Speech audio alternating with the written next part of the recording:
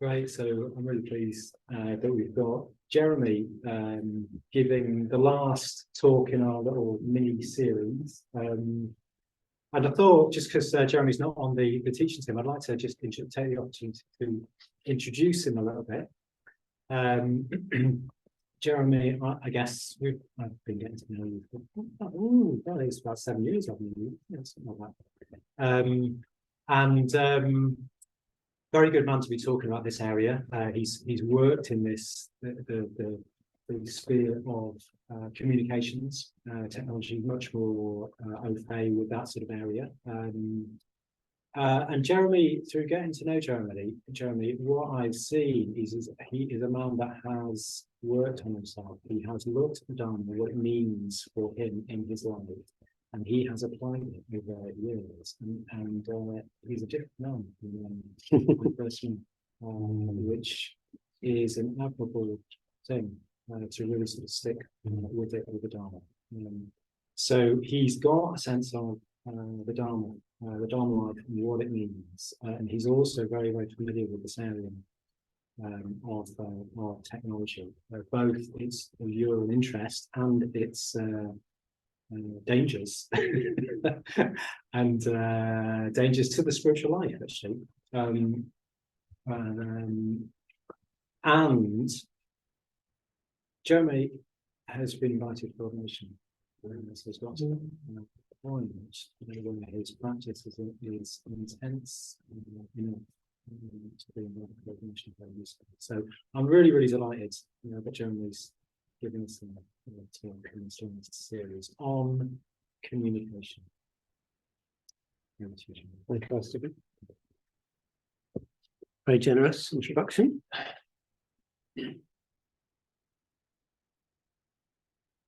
So I'm going to use some technology to talk about it. But hopefully I won't be too attached to it. Let's see. So,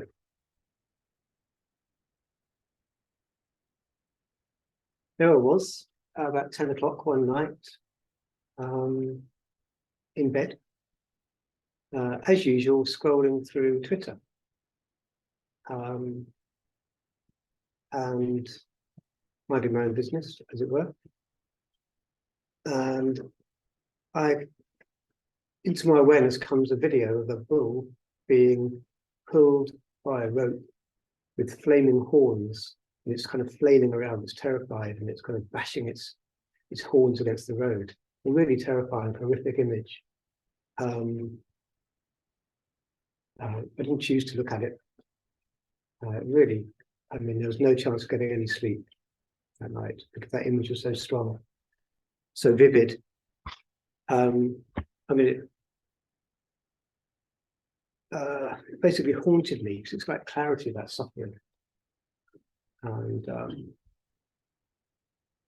I felt compassion, I felt anger, I most of all felt powerless. And there was no way I was going to get into any deep communication over the next day after no sleep. So I took the immediate decision not to use Twitter in the evening ever again. A simple thing, but yeah. So yeah, this is going to be a sort of personal talk. But fitting in a bit of Dharma and sharing something of my journey that I've been through. So the talk is called Deepening Communication in a Digital Life. There you go, I've got a title, must be good. Deepening Communication, so it's not about tech.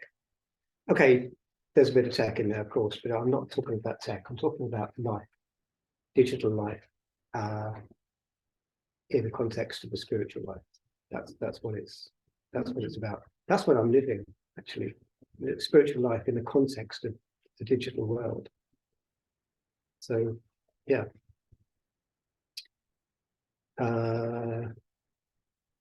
And it's my own views, and there might be some things that are a little bit provocative. So a bit of a content warning there. But the Dharma life is about being provoked and a bit about being challenged. So Yeah, you may not agree with everything I say, and it's not necessarily the Buddha's words, everything I'm saying. Yeah, I'm surprised if anything is, yeah.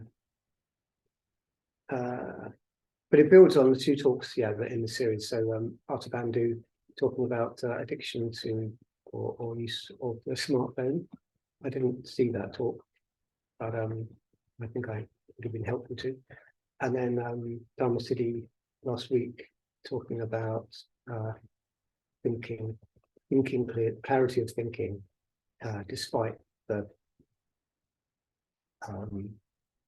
forces that are at play in the world that may not be supportive of clear thinking. Just that I've had a brilliant talk. So, why have I been asked to speak? Well, Arthur City gave that game away a little bit, but because Arthur City asked me to do this talk. I know what you're thinking. He's not 14. What gives him the right to talk to us about it? But despite the fact that I didn't plug the right cable between the camera and the laptop earlier, and Tom rescued me, I have been interested in technology as far as I remember, really. I was an early adopter of computers at home. I set up email for the family before that was a thing, many moons ago. In my first job, where there was a single lonely computer in the company, I got to grips with it, and it led me to developing an IT strategy for the company and rolling out PCs, networked PCs to everyone's desk. So I quite enjoyed computers and technology. I had a Scion organizer, if that means anything to anyone. Went soon after they came out. I loved that. Having a tiny mini computer. And I was in the queue on the first day that the first iPhone came out in 2007. And then the same in the first queue for the first iPad in 2010. It wasn't this one. I've had a few since then. And I worked with tech for years, but specializing in digital communications. So I'm a PR professional, really, my background. And so I worked with digital communications. And I led on that for the NHS in the east of England for a few years. And I pioneered, or what led to that was I pioneered the use of social media and email marketing in hospital trusts.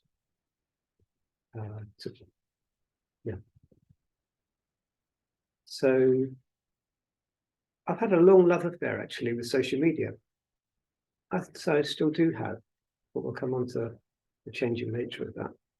I've been using Twitter since 2008, and accounts that I've created must total now many tens of thousands.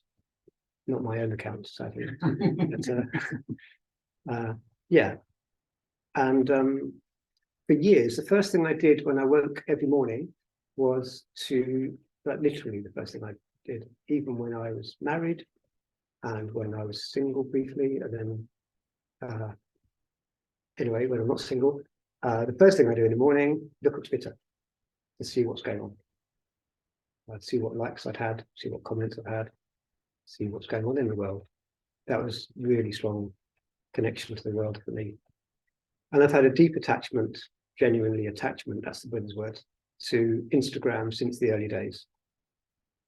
So old people can be tech savvy. Don't use that joke, oh, I'm too old for tech. It's not necessarily the case. Some people who are young don't really get tech. Many people who are older do. But in recent years, I recognize more and more how stuff on the internet can be effective at triggering my anger and othering, and also leave me a sense of inadequacy, a sense of overwhelm. And I've also recognized how I'm often disappointed about my experience of communication with others on the internet. I've seen something of how the nature the platforms plays me off against the world, but deliberately. Like it's a conspiracy or something against me. It plays me off against the world and therefore against myself. Or maybe the other way around. But yeah, same thing, isn't it? Also, I started to recognize that if I get myself into conditions where my higher self can be nurtured, then I can enjoy the best of digital media, but on my terms.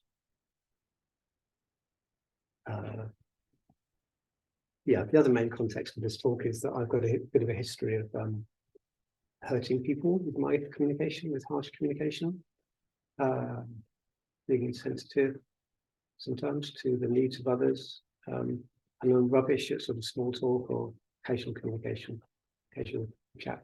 I just don't know how to do it really. And so that is sometimes disappointing. So I've got that kind of angle to my experience as well, which adds to the flavour of what I'm talking about. So this talk, which I'm still kind of introducing, is a kind of weird, feel like a weird combination of technology, psychology, economics, Dharma, and a personal sub-story. We'll see how much sobbing goes on later. But actually, it's quite hard to think of examples. I've thought of a couple of examples, but it might be hard because how am I aware where I'm not aware of my lack of awareness? Yeah. Right. We'll start the talk now. Why do we use digital tech? Why do you use, why do you use digital technology? Anyone? Boredom. Good. Yeah, I have the same. You know? Communicate with others. Yeah. Communicate, like connect with others. Information access. Getting information. Yeah. Some curiosity. Curiosity. It's easy. Yeah. It's there. It's there. It's normal. Everyone else is doing it. Yeah. Yeah, they're all the things I came up with too. Feel like you belong. I have a bit of that. The biggest one for me is because I think I grasp the pleasurable experience. And maybe I've been, there's been demands on me to take responsibility for things around my work and my family during the day. And so in the evenings, I kind of want some pleasure. I want some easy pleasure, in whatever form that will take. And there's lots of easy pleasure on the internet, apparently. I don't know. We'll kind of go into detail there. So, yeah, for much of my life, for example, here's an example, a rare thing. For much of my life, most days I've kind of looked forward to what's on TV that evening. And sort of that's been an excitement. Oh, what we're going to watch on telly tonight. But in recent years, it's like I look down my nose enviously at those who have time and choose to watch TV because I don't really feel like I do. How do people have time to watch TV?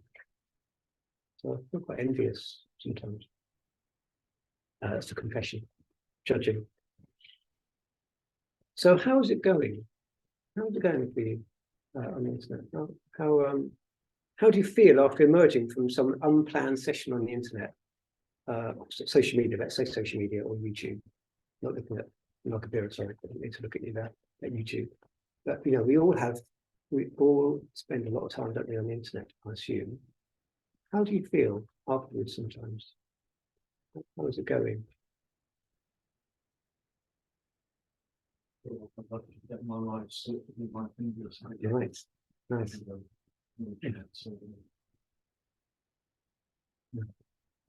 That's when you're in it, like it happens never. What's happened? That video is short. Yeah. Yeah. Yeah. Yeah. Yeah. Yeah, there's that as well. Yeah.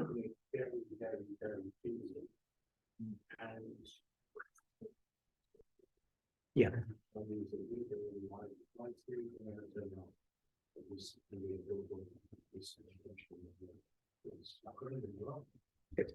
This talk isn't for you, Simon Roger. Sorry. This talk isn't for you. No, it is actually, because yeah, exactly. In a way, that's the point. We don't have to give up digital tech. I should be repeating these things that people say, shouldn't I, because of the video. Yeah, Sadhara just said that it's going well for him because he finds useful stuff, that inspiring stuff, and then he switches it off. And I'm the same sometimes. Yeah, I think maybe many of us are. So I'm not going to make an argument in this talk to not use digital tech. I'm saying, how can we work with it in our spiritual lives? And exactly like that. But there's also like, I often become angry. I find myself becoming angry about injustices in the world. You know, I've got expectations of my fellow humans, and they're not always met by things I see on the internet, in the news and so on. So sometimes I feel angry. Yeah, my energy is sapped. Maybe a sense of shame and regret that I'm not better at communicating, or that I spent my time on that. My narrative, personal narrative about being inadequate is sometimes reinforced. These things don't always happen, and I can feel empty, and not in the sort of positive Buddhist meaning of that word, empty.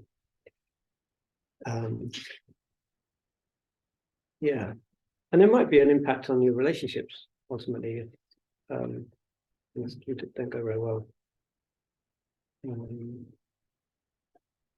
I found myself inadvertently getting myself involved in a culture war.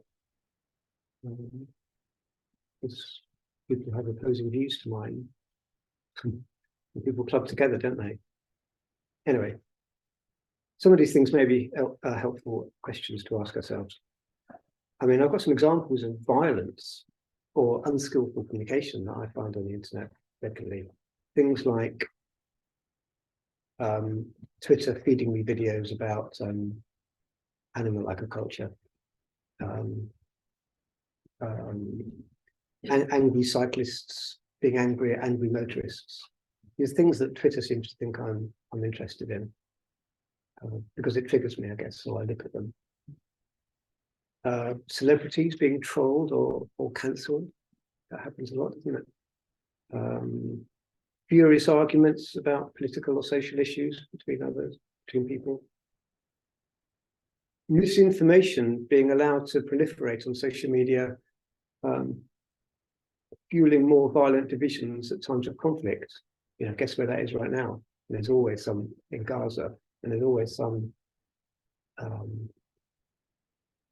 big news story conflict in the world, isn't there? And people talk about it on social media against each other, sort of thing. But I think more importantly, in a way, certainly for the purpose of this talk, is about the trivialities, getting millions and millions of views and comments and replies and so on. Trivial things.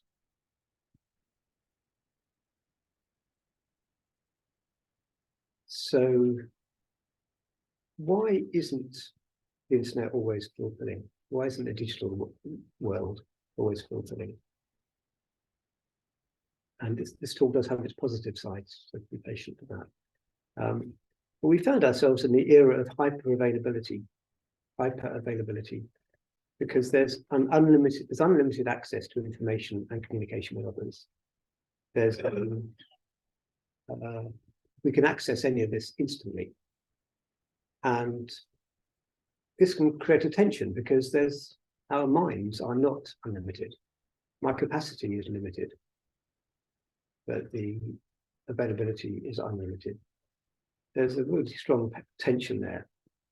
And this plays into our basic human reward systems involving dopaminergic neurons, cells in the brain that produce the neurotransmitter that's released when we expect a reward or receive an unexpected reward. So, because information and messages from others are rewards, just like chips, just like sex, they're rewards, and our minds respond to them as such. And this abundance of information produces a scarcity of attention, as Herbert Simon noted in 1970. An abundance of information produces a scarcity of attention. I was listening at the weekend to a talk by Sangharakshita on the Noble Eightfold Path, 1968. So I was 3, and he laments modern life, having so much distraction. Yeah, quite funny. Yeah, but these days, many online platforms are designed to exploit that tension and the fears of not getting those and other rewards. It's their business model. It's the business model of these internet platforms to exploit our attention and to make us feel wanting. So we have we have what's being called the attention economy. I expect you've all heard of that. With brands, I mean, all sorts of organizations. It's not just like Apple or KFC or whatever, trying to get our attention. It's Buddhist centers and Dharma teachers, and you know, everyone's trying to find new ways of getting our attention. To look at their online, actually, it's not getting our attention as such. They're getting us to look at their online content. That's the business model. So they do that with their user interface design, their user experience and methods, and clickbait and other things. Over-promising. So, and it can be very little difference, actually, discernible distinction between paid advertising online. You know, in the past, it's obvious what's paid in a newspaper or TV, it's an advert. Online, it's not quite so clear, that distinction, is it? Most of the content online, anyway, let's not get too much into that, but it involves money, obviously. And online content is increasingly profiled to our subjective preferences, the subjective preferences of the audience, to enable more accurate targeting of advertising. I hope this isn't too technical, but anyway, that's my interpretation of what's happening. Sophisticated algorithms are targeting us so that we give them attention. We all know this, I guess. And this includes playing to any tendencies we may have to othering, to difference, division, comparison, and therefore towards a desire for identifying with a group. And Dharma talks about groups and individuals and spiritual communities and true individuals last week. So go check that out if you weren't here. So we're encouraged to identify with a group. And neoliberalism, the economic system that we live under, feeds on this hatred and greed. And I'm calling it hatred and greed because we are encouraged by these algorithms and the design of the technology to hate others, or at least to feel against others and to want more stuff. So it's hatred and greed. So that humans are just consumers. And the trick here is to bring awareness to the fact that we know that. We know that our minds are being manipulated for profit, then maybe that is helpful. Yes. We know we're being seduced, so we know what to do with that.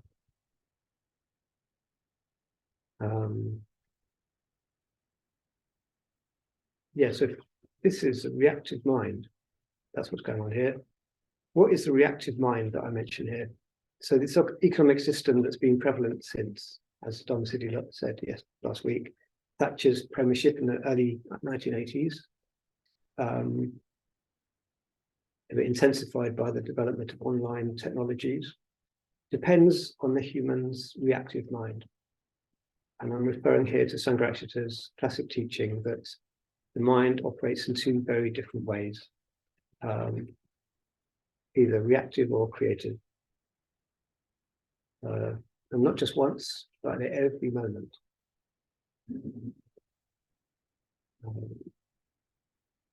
And the spiritual life is essentially a movement from one reactive to the other creative. That's what we're doing.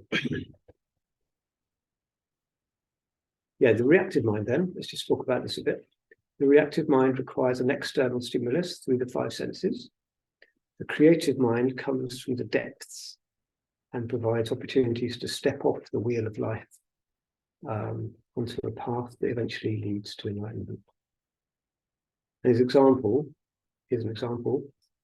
I experienced a trigger when I read on Twitter someone being untruthful and aggressive about the much supported plan. This is a very specific example about a much supported plan to close Mill Road Bridge in Cambridge to a lot of motor traffic. And I think this person was being aggressive and untruthful to sabotage that. And I felt pain in relation to that, just reading that post. Feeling arose was pain. And a desire was to call out their ignorance in a written reply in public. The trouble is that if I pounce on something like that in that way, it's going to lead to me feeling more entrenched, probably the other person feeling more entrenched. It can only lead to hostility. And as the Dhammapada says, hatred is not pacified by hatred. So a more creative response might be to recognize the painful feeling there is there in me, and to pause and explore the experience in my body, and to reflect on my ethical values of no harm and harmony, seeking harmony. Reflect on why they may be reacting in the way they are, and look for anything in common values, common ground. And to notice in my body the experience of calming. Reflect that conflict is unlikely to lead to anything positive, and then close my device and sort of allow my attention to be influenced by something a bit more fulfilling, something that more satisfying, and then kind of thank myself for doing that. Really, it may sound like a long process just for not replying to an angry tweet or Facebook post, but that would have been a reactive response, and that's what I'm doing these days.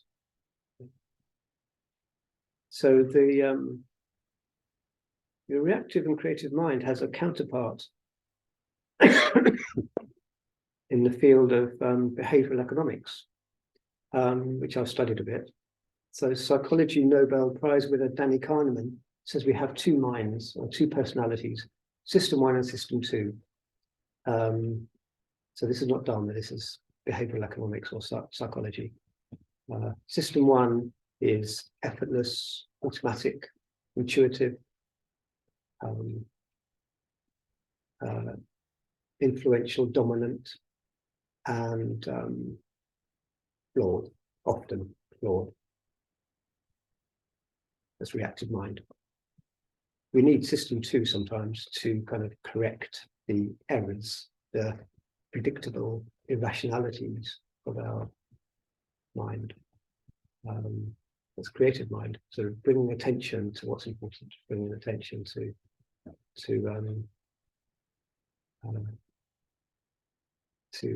our experience, so they're more likely to make a good decision.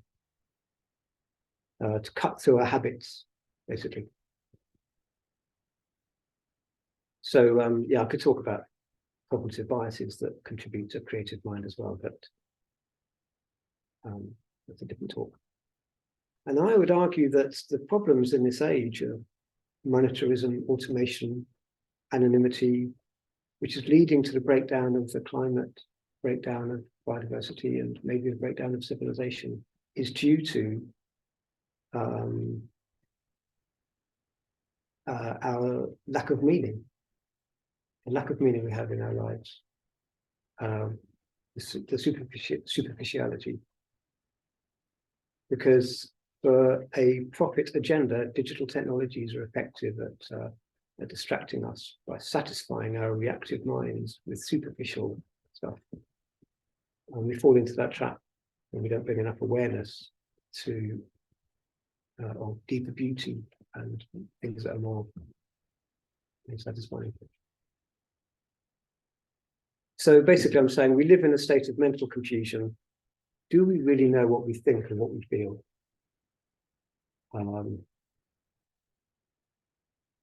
This comes onto the communicating deeply part of the talk about communicating deeply, which we can only do if we know ourselves. So what is deeper communication? Have I got time to do this quote? Yeah. So this quote from Bantu Sangharakshita always gives me a bit of a tingle when I hear it.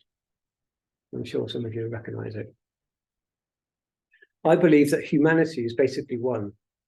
I believe it's possible for any human being to communicate with any other human being, to feel for any other human being, to be friends with any other human being. This is what I truly and deeply believe. This belief is part of my own experience. It's part of my own life. It's part of me. I cannot live without this belief, and I'd rather die than give it up. To me, to live means to practice this belief. Gosh, it's really kind of... Yeah. So deep communication is not very easy to define conceptually because it's experimental. No, it's experiential. Maybe it's experimental. It's experiential. Let's just check you're awake. And in Pranyakatu's words, in his book, Cyberloka, A Buddhist Guide to Digital Life, which is Exhibit A, and he's coming to talk at Dharma Night in a couple of weeks' time, Pranyakatu. So fantastic book. I really enjoyed reading this when it came out. He says lots of things that I've pulled a few things from it for this talk. He says that depth is about transitioning to a way of being which is simpler and closer to the core of life. And applying the verticality metaphor of depth, it disrupts us from unhelpful habits by plunging beneath them to what really matters and what we really want. And he uses a great image of digestion for depth. Sometimes we overeat convenience food, well, I do. Comfort food and convenience food, and I just eat too much of it, and then it's available, it's easy, so I just do it without much thinking. Same thing with information and communication. I get like a beast with information and communication. I get overwhelmed by it. I don't know when to stop, even when my mind is flabby. So depth is the movement away from the superficial, like the easily available shallow stories and content that most mainstream media outlets broadcast and is replicated across all of our culture. We're all fed this same superficial stuff because of it makes money. And what we say comes from what we think. What our minds are engaged with depends on what we see and hear. What we read, what TV, websites, social media following, movies or theatre we immerse ourselves in. And some things are more profound than others. Some things partake more of the nature of reality than others. So our communication is at the mercy of media technology, and we need to work hard to rise above that triviality, that mediocrity. Depth is freedom to stand outside the habitual, predictable, automatic cycles of whatever realm we are in, and to move towards what's genuinely fulfilling. So a lot of what I'm saying is like we're moving away from something. We want to move away from something dangerous, but actually we can move towards something that's more fulfilling. And it's very helpful to understand experience of depth and width when we come across it, to know that we've experienced some depth, and how to develop it.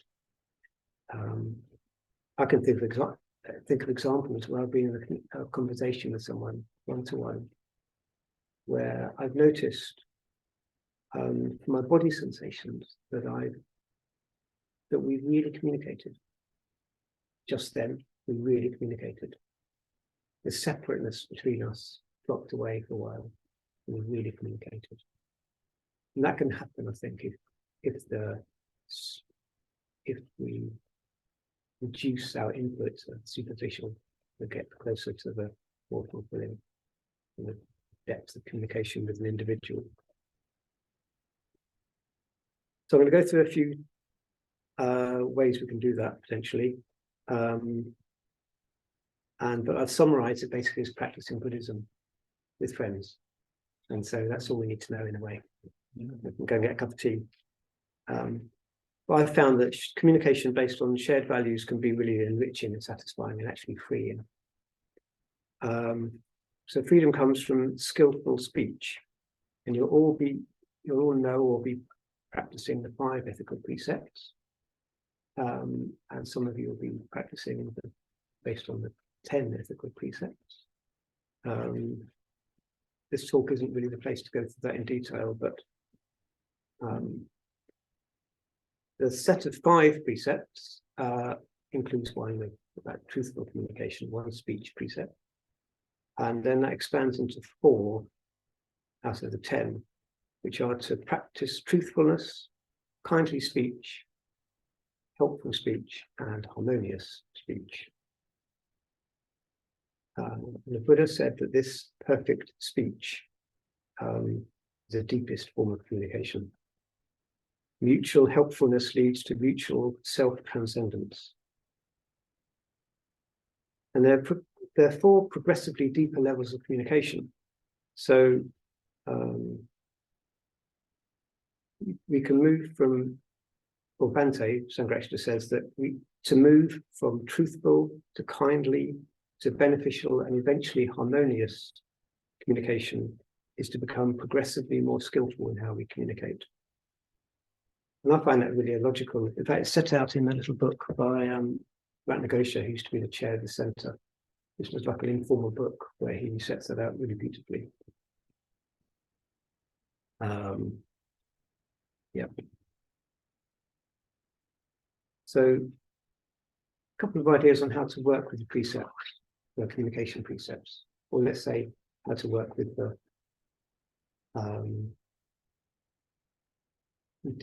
deeper communication, let's say. Firstly, the fidelity, they're both based on the basis of fidelity of communication and fidelity of the medium. So for fidelity of quality, so like recorded music, you could consider communication as being on the spectrum of quality from high fidelity to low fidelity. High fidelity communication has deepening levels of truthfulness, helpfulness, what's the other one? Truthfulness, kindliness, helpfulness, and harmoniousness, harmonizing.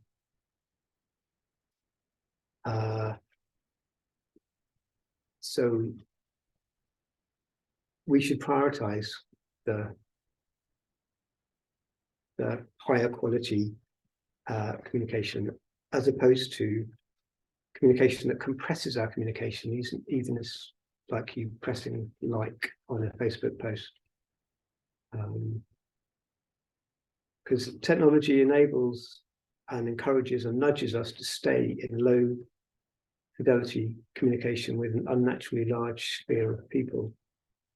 And it creates an illusion of connection, which de-incentivizes us from making the effort necessary to get deeper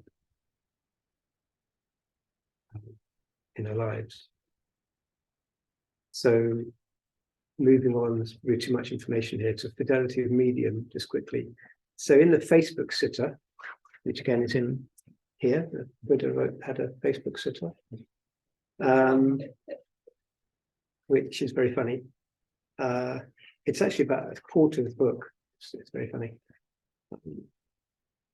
The Pranayakatu says that the Buddha might have asked disciples to choose the most appropriate medium in which to post or respond according to the nature of the message and the strengths and weaknesses of each medium. So basically what I'm saying here in a nutshell is we may have our favorite ways of communicating online, but we could choose the highest fidelity way. The more that a medium is in real time, includes the tone and body language, is free of distractions, then we should choose the highest fidelity communication we can. Any ideas? This is a little bit of participation of the audience, just to make sure that you're awake. What's a low fidelity communication example? Text message. Yeah. I'd say medium-ish because it's one-to-one, but yeah, it's fairly low. A like, yeah, that's a low fidelity form of communication, I guess. A like on a Facebook post. Pardon? Looking at a weather app. Or talking about the weather. Talking about the weather. Aha. Very English. Yeah. Yep. A message on a WhatsApp group chat. How high fidelity is that? You can't really see what the needs of the other people are. Who are the other people? Really connect with them. So yeah, I've written a little hierarchy here. Okay, so what's a high fidelity form of communication? A phone call, yes, definitely. Phone call's up there. Hugging someone. Digitally induced hug. Yeah, very good. I haven't got that. That's the top of the list, I think. I mean, the top of my list was face-to-face, one-to-one conversation in a private, quiet space with phones switched off. But even that requires empathy and skill. Yeah, I've got a whole list of other examples there. Zoom calls, of course, in the last couple of years, all Zoom calls have been relatively high fidelity, haven't they? But they're still limited. You know, we really value the opportunity that video calls have added, particularly with during the pandemic. But still, we can't really feel the other person or the other 50 people.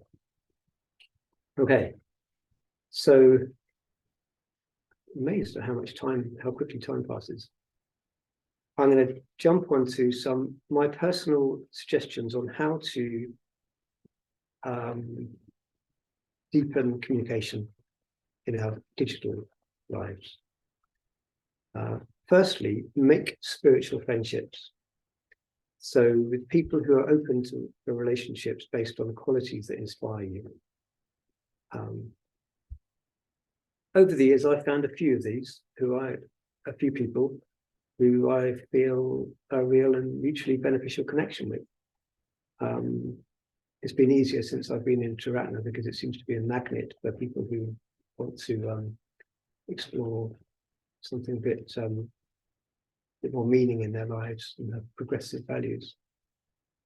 So some people I've really found that I spend more and more time with because of that. I sometimes wonder what they've got in common, these close friends of mine, people I spend lots of time with, because they get very different personalities.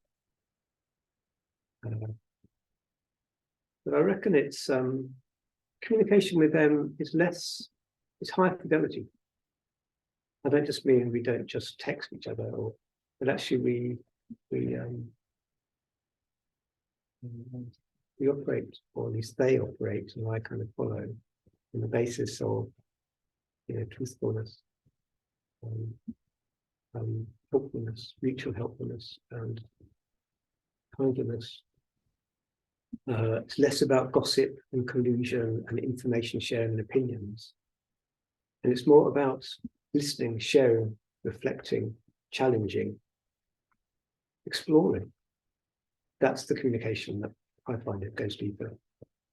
They're developing a creative mind. And I suspect it's also that I filtered out those who aren't quite so patient with me and to kind enough to put up with me. Maybe I filtered those ones out. But in any case, I sometimes found it challenging to see myself as worthy of these people's attention and friendship. So my tactics are basically to continue plying them with coffee and cake and hope that they stick around. Yeah, and the deeper the cake, the better. So number 2, be part of a spiritual community. So number 1 was make spiritual friendships. Number 2 can flow from that. Be part of a spiritual community or sangha. It's not a group, it's a free association of individuals who come together in relation to an ideal rather than out of mutual self-interest. And yeah, in this context, communication can go much further than information sharing and collusion. And in fact, is the medium for human development.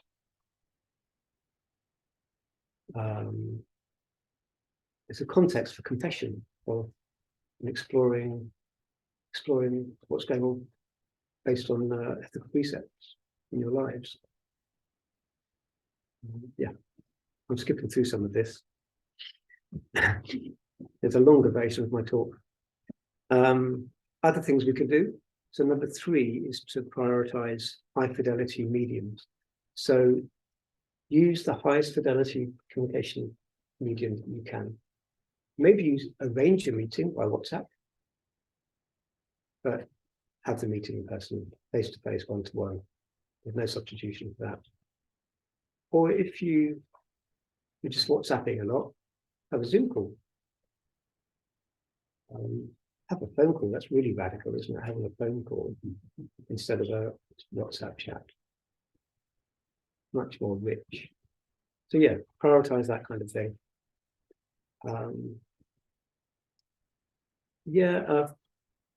I found myself, this is number 6, number 5 was reflect on how we have changed our relationship to digital input.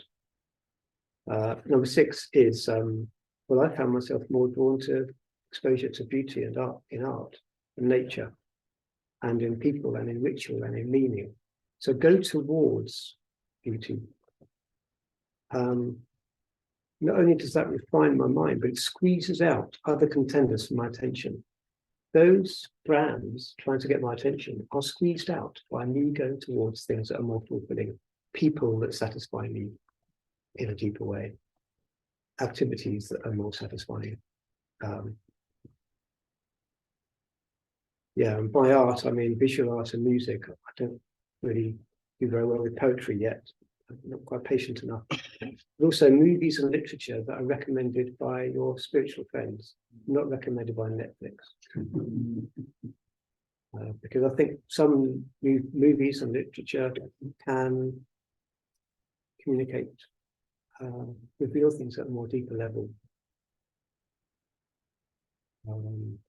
Yeah, I work as a freelance photographer these days, and one of the benefits of that is that I get to communicate more deeply sometimes, because it's not all through words. I have a chance to do that, a bit more depth in visual images. So number 7, finally, put yourself in the best conditions.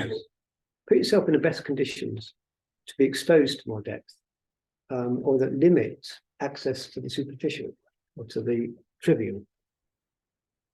That's the main message I guess I'm saying is there's all this stuff, all the superficial stuff coming at us if we're not careful.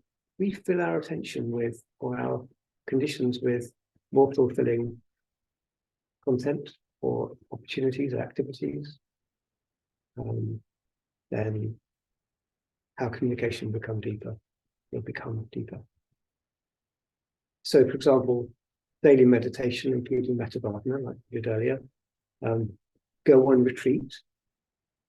These are the conditions that will lead to this deeper communication. Go on retreat, for example, this weekend. We heard clear about this weekend's non-residential retreat. But there's 2 weekend retreats coming up in December and New Year. They're fantastic places for situations to have deeper communication with others. You just practice it. You just come, it just happens. without any digital devices. Mitra study. So if you're not doing study, or if you're not a Mitra, then and you're inspired by the Dharma, then think about Mitra study and becoming a Mitra. I think Dharma City mentioned this last week too. Meet up with vertical spiritual friends as often as you can. Find opportunities to do Buddhist ritual with others. Go to art galleries in person, even better with a friend. And now, to really finish off, I've got some top transcendental tech tips, most of which I've implemented, most of which. So you might not agree with all of these, they're just indicators or ideas. Completely stop using Facebook. Delete the app on your phone. Maybe don't delete the account, because maybe you want to see the baby pictures of your uncle or something. But it might get messages. So don't delete your account necessarily, but delete the app. Facebook is such a time suck. It's causes so many problems for us, I think.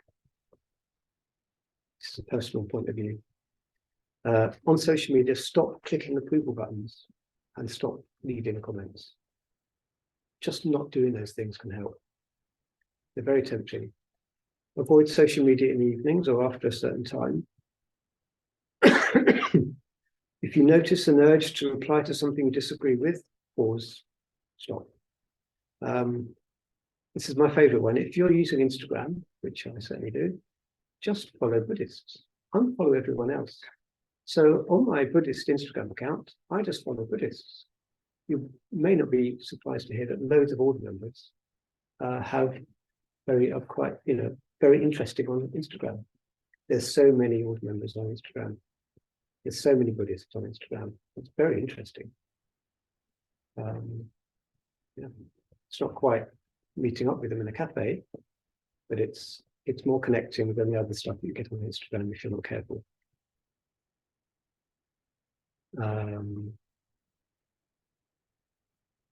There's lots of other tips here. I haven't got time to go through them all.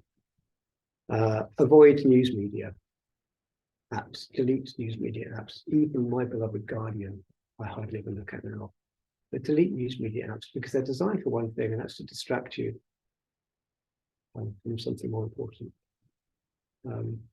Obvious things like read Dharma books, and I could recommend Cyberloka by Praniketu, and I've got to recommend Starting on a Buddhist Path, an invitation by Salva Gosha, newly out, and she did a launch a couple of weeks ago here, which is a fantastic introduction to the Buddhist path, and does talk about digital things a bit. But there's so many books to choose from, can be tricky. Read novels that in your direct experience cause you to feel, cause you to be deeply moved. I could recommend you some, but I'd also love recommendations from others on such things. Watch movies recommended by spiritual friends. Reach out to friends using a high fidelity medium. Just reach out to friends and take risks with friends. Deep communication comes from taking risks with people in your communication. It may be uncomfortable, it may not be what you normally do. Tell someone what you like about them, or how much you appreciate them, or what it is about them that you appreciate. Offer to help with something. I mean, these are all obvious things. Everything I'm saying is obvious, but maybe our attention is being sucked, so we don't do it so much. Go on a retreat that includes periods of silence. As Priyadaka reminded me at the weekend, silence is where deep communication can arise between people, like at the breakfast table.